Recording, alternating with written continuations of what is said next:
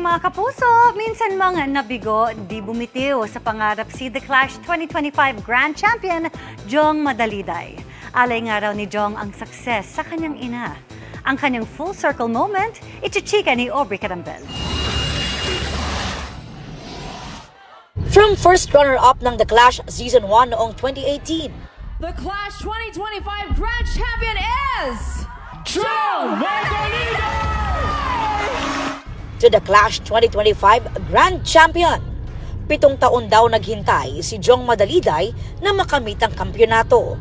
Kumpara noong 2018, mas naging mindful daw si Jong sa kanyang song choices.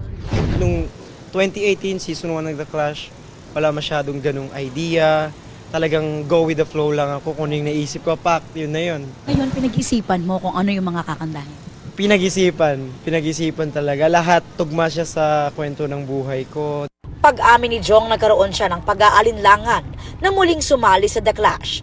Lalo at may alok din na sumali siya sa isang international singing competition.